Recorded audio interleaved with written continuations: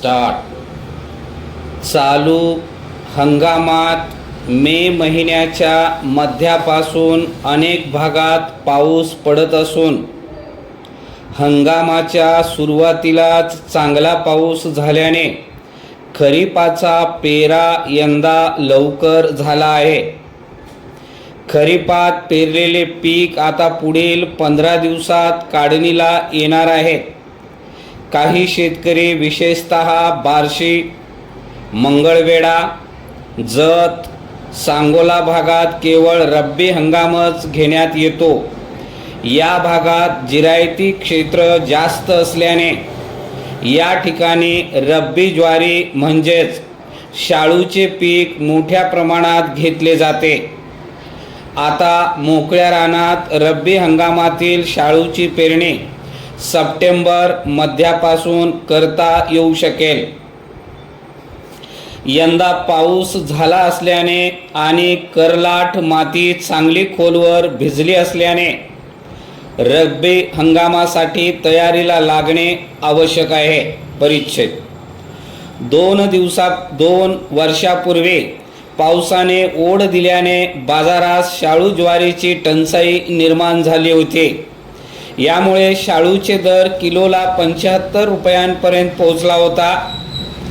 चालू वर्षी समाधानकारक शाळूचे उत्पन्न असले तरी बाजारात शाळूचा दर 40 ते 50 रुपये किलोपर्यंत टिकून आहेत। यामुळे शाळूला मागणी कायम असल्याचे स्पष्ट आहे। केवळ बागायती म्हणजे नगदी पिके घेऊन पोटाची आग भागवता येणार नाही। यासाठी तृणधान्यही महत्त्वाचे आहे। या तृणधान्यामध्ये ज्वारी हे महत्त्वाचे पीक मानले जाते, कारण प्रत्येकाच्या ताटात भाकरी ही असतेच। विशेषतः दख्खनच्या पठारावरील मुख्य अन्न म्हणून ज्वारीचीच गणना केली जाते। सांगलीचा जत, सोलापूर, बार्शी, मंगळवेढा हा रब्बी ज्वारीसाठी प्रसिद्ध असलेला भाग पुढील महिन्यात परतीचा पाऊसही परतणार असून त्यानंतर ऑक्टोबर हीटची जाणीव सगळीकडे होणार आहे। जर तत्पूर्वी शाळूची पेरणी झाली तर पिकाला एखादा पाऊसही उपयुक्त ठरू शकतो। सप्टेंबर 15 नंतर शाळू पीक पेरणीचा हंगाम सुरू होईल।